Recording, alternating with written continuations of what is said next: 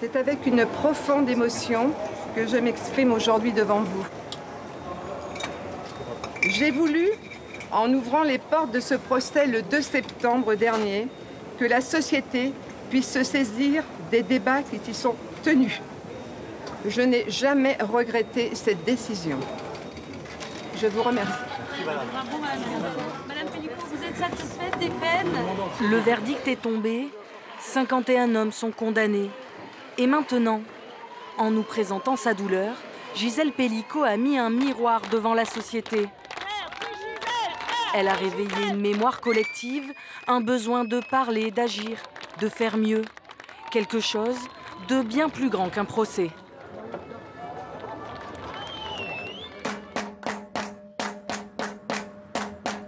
Au fil des semaines, un nouveau visage du féminisme s'affiche sur les remparts d'Avignon.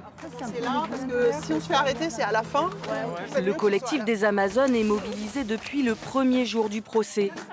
À l'abri des regards, elles envoient un message aux accusés. Est-ce qu'il y en a qui peuvent remettre de la colle? Il n'y en a pas assez là. Ils prennent leur café aussi ici, ils achètent leur tabac là. Donc ils passent ici tous en fait. Donc c'est intéressant, on va un peu les interpeller quoi.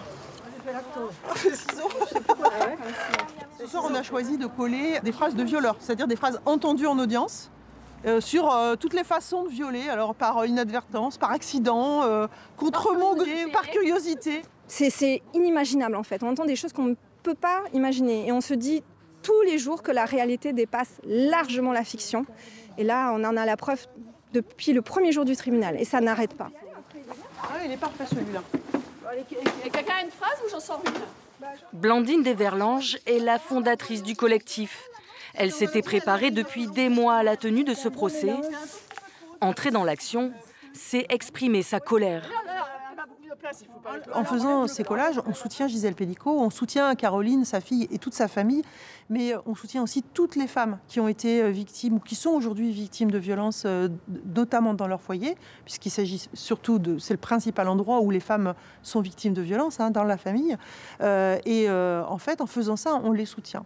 Et on se soutient aussi et on sort de cette espèce de tétanie qui nous saisit, de sidération qui nous saisit quand on comprend l'ampleur des violences qui sont complètement systémiques. Espace, M, O, ça va être juste, hein?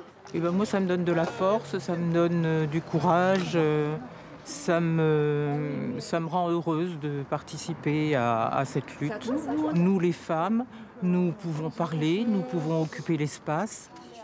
Ça va pas rentrer, c'est mon corps. Se réapproprier la rue, se sentir en sécurité. La défense des femmes est un combat politique. Et les Amazones attendent une réaction forte de l'État. On a fait patriarcat une fois comme ça. Lundi. La chute du patriarcat d'Amérique. Il y a des pays où les choses ont changé. En Espagne, par exemple, on a créé des tribunaux spécifiques pour traiter des violences conjugales qui sont en fait tout un ensemble de violences. Il faut que la police, la justice travaillent en ayant bien conscience qu'aujourd'hui, les femmes sont vraiment victimes de façon globale de violence. Pas toutes les femmes et évidemment pas tous les hommes. Mais ce n'est pas la question. Il y a beaucoup trop de femmes qui sont victimes et il y a beaucoup trop d'hommes qui commettent des violences. We're following details of a sexual assault case in France. Caso em que homem de 71 anos, Dominique Pellicot, 180 médias, dont 80 étrangers, couvrent quotidiennement les audiences. Mavi Doñate est correspondante pour la télévision publique espagnole. Elle est présente depuis le premier jour. Ce procès fait écho à un fait divers ibérique, l'affaire dite de la meute. En 2016, lors des fêtes de Pampelune, 5 hommes violaient une jeune femme de 18 ans. Pourquoi c'est similaire? Eh bien, parce que ça change la perception de ce qu'est un viol.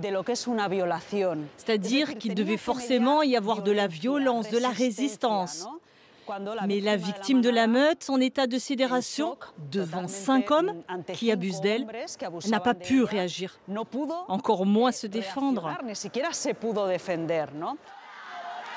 Le tribunal condamne les criminels à 9 ans de prison pour simple abus sexuel.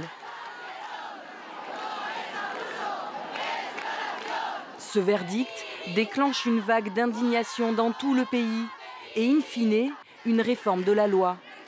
Depuis 2022, le consentement explicite est introduit dans le code pénal espagnol.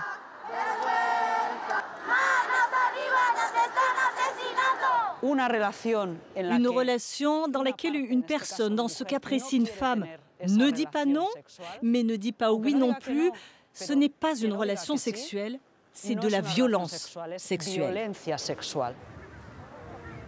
C'est un crime de masse. 80 à 90 000 viols et tentatives de viol chaque année en France. La justice française suivra-t-elle le modèle espagnol ? Faut-il reconnaître le consentement pour mieux protéger les victimes ? Pas si simple, selon l'avocate Anne Bouillon, spécialiste du droit des femmes. Et je pense aux violences conjugales. Je souhaite que, à la question de savoir qu'avez-vous fait, monsieur, et plus rarement madame, mais qu'avez-vous fait, monsieur, pour vous assurer du consentement de la personne, eh bien, je souhaite que la réponse à cette question ait une incidence juridique. Aujourd'hui, ce n'est pas le cas. Le biais à introduire le consentement, c'est effectivement qu'on pourrait demander des comptes à la victime. Qu'avez-vous fait pour consentir ? Que n'avez-vous pas fait pour consentir ? Et finalement, déplacer un peu la focale de l'auteur sur la victime. Et en ça emporte un risque. Mais venir dire... Entre deux remaniements, le gouvernement s'est dit ouvert à la réflexion. Notre enjeu est d'adapter nos règles et nos dispositifs de prévention pour toujours mieux protéger les victimes. L'ancien Premier ministre ajoute aussi 20 millions d'euros au budget consacré à la lutte contre les violences faites aux femmes. Il était de 180 millions par an. Loin des 2,5 milliards estimés par les associations pour faire reculer toute forme de violence. C'est vraiment peanuts. Je pense à l'accompagnement social, je pense au bracelet anti-rapprochement, je pense au téléphone grave danger. Et nous les avons multipliés, ce coût-là, par le nombre de bénéficiaires le plus bas possible. Et on obtient ce chiffre-là. Donc voilà, la porte de ce tribunal va se refermer, la lumière va s'éteindre, et ensuite, ce sera à nous de prendre le relais. Je crois que les mesures annoncées par le gouvernement sont intéressantes, mais vraiment pas à la hauteur de l'enjeu.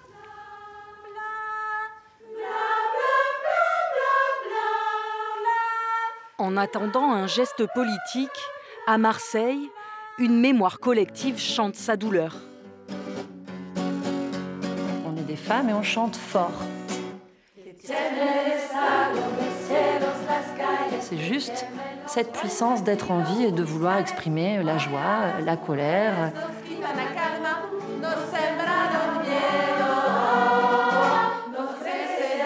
Dernière répétition pour la chorale Tutte Quante.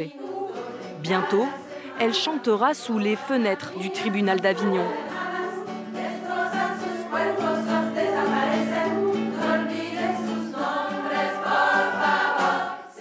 C'est une manière de soutenir avec nos chants, avec notre présence, ce courage que cette femme a eu de justement pas vouloir se cacher, de vouloir tout mettre sur la table. On fait un écho à cette parole qu'elle ose prendre et c'est un petit signe de solidarité, de soutien. Une trentaine de femmes pour qui la souffrance de Gisèle Pelicot résonne comme un air trop souvent entendu.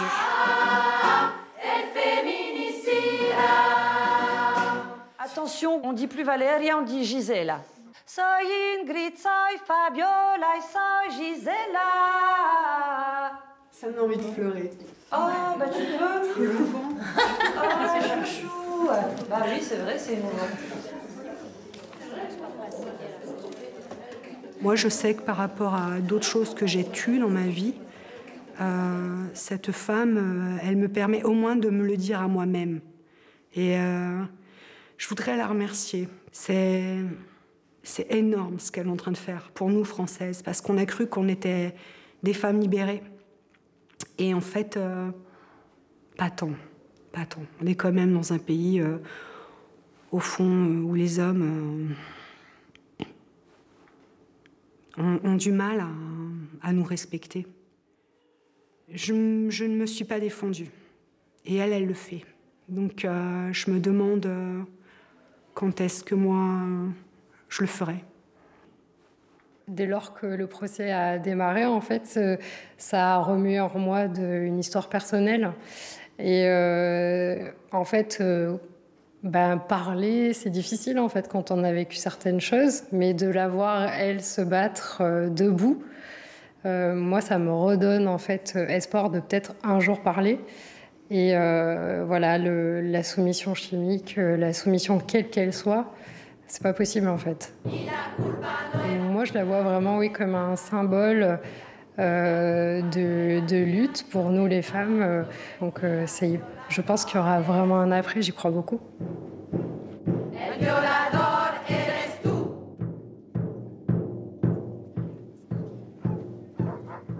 L'onde de choc Pélico a traversé le pays, la planète et Mazan. Face au Mont Ventoux, ce village de 6000 habitants est aujourd'hui marqué du sceau de l'horreur. Le 5 octobre, un mois après l'ouverture du procès, 300 personnes se réunissent en silence. À l'avant de la marche, plusieurs victimes de violences sexuelles ou conjugales. C'est le cas de Latika. Je suis blessée. Tous les mots, je les entends encore. Et ces gestes aussi. J'ai dû réapprendre à respirer, réapprendre à dire non. Portée par le retentissement de l'affaire, elle prend la parole pour la toute première fois. J'ai compris que je n'avais plus besoin de faire semblant d'aller bien. Parce que maintenant, aujourd'hui, je vais bien. Latika a trouvé refuge à Mazan, là où le pire côtoie le meilleur.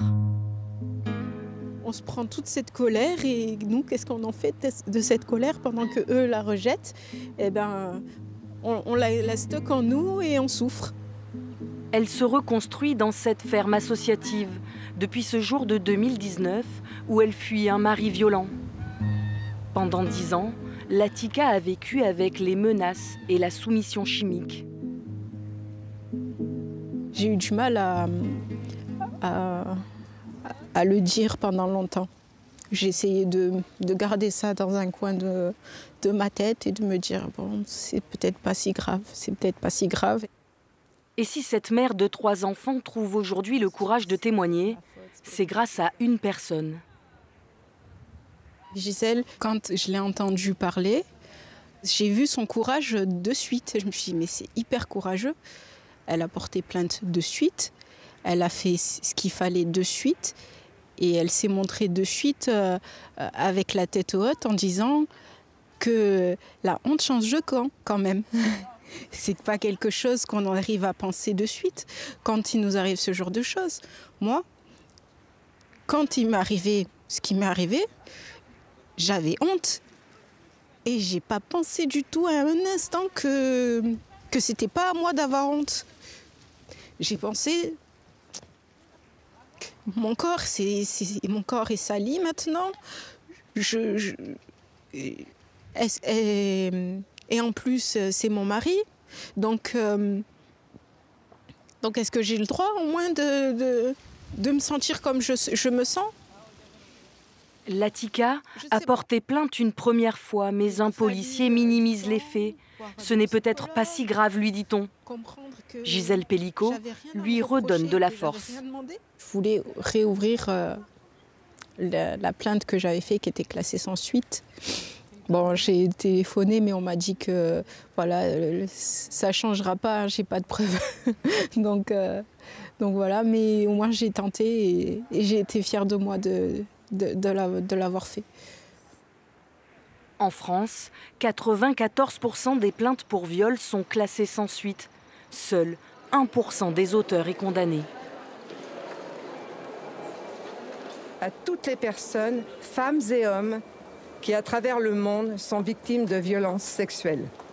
À toutes ces victimes, je veux leur dire aujourd'hui, regardez autour de vous, vous n'êtes pas seuls.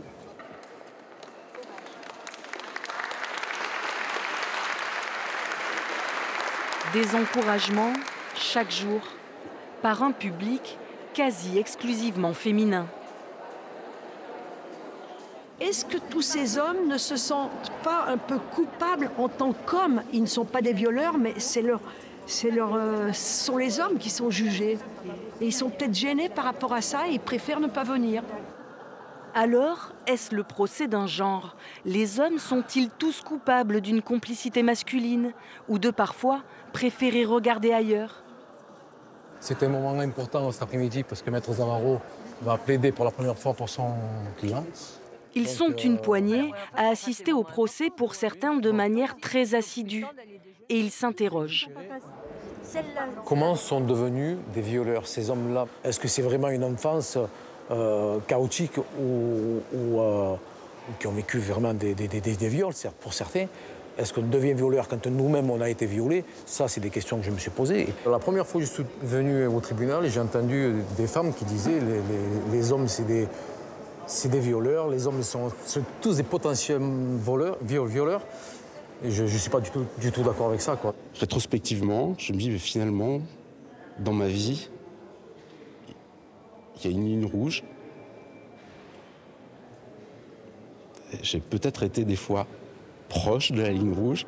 Je pense que ce procès, on apprend plus sur soi qu'en fait sur l'affaire. Voilà.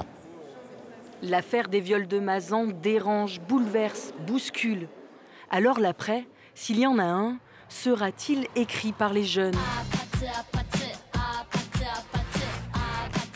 Ils forment la génération Z, née après les années 2000 au cœur du mouvement MeToo.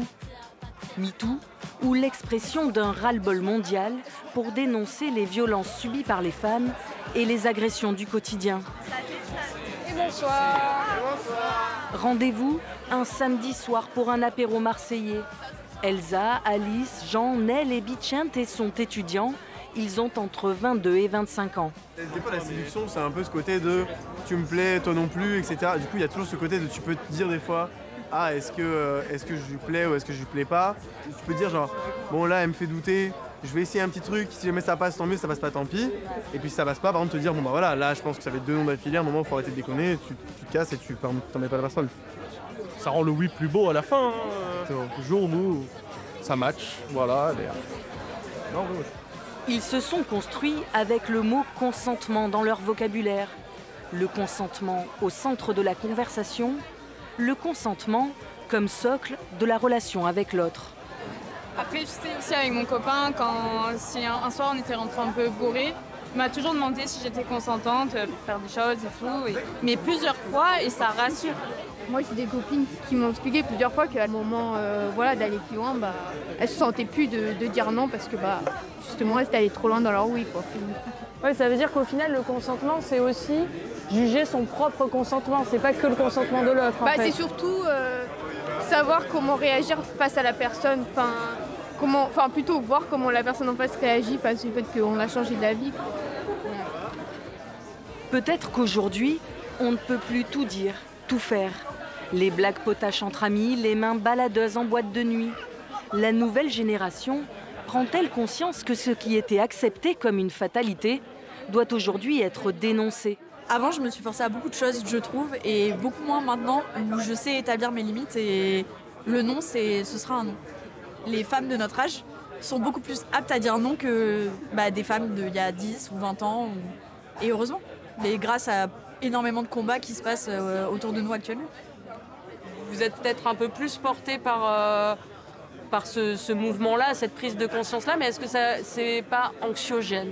C'est pas quelque chose qui est plus anxiogène, c'est quelque chose qui est hyper sain. Au contraire, je pense que tu peux jamais mettre le consentement comme quelque chose d'anxiogène. C'est hyper important que chacun, à la fin, chez lui, soit hyper heureux et l'impression qu'il ait fait chaque chose dans sa volonté, etc. La société est-elle prête à un nouveau logiciel? Peut-être, mais d'ici plusieurs générations. Je pense qu'on est vraiment à l'aube, mais ça va prendre beaucoup de temps, de la mise en œuvre progressive de ce qu'on appelle, aussi bien en matière de sexualité que dans d'autres domaines, une culture du consentement. Nous devons maintenant véritablement nous assurer que le lien que nous voulons nouer avec l'autre est véritablement basé aussi sur le désir de l'autre. Véronique Legoisiou est chercheuse. Elle a enquêté sur la sociologie du crime de viol. En général, notre société a beaucoup évolué là-dessus. La vigilance ne doit pas diminuer et surtout, elle doit se concrétiser dans des dispositifs, dans des actes simples de la vie normale. L'école, la famille, tous les lieux de socialisation ordinaire, les établissements recevant du public, les établissements collectifs d'accueil d'enfants. Voilà, tous ces endroits où l'enfant devient l'adolescent qui devient l'adulte vont devoir être traversés, être animés, être habités par cette nouvelle culture du consentement qui est notre défi sur les décennies à venir. Faire mieux et aller mieux. À Mazan, Latika et ses amis retrouvent confiance en elle et en l'autre.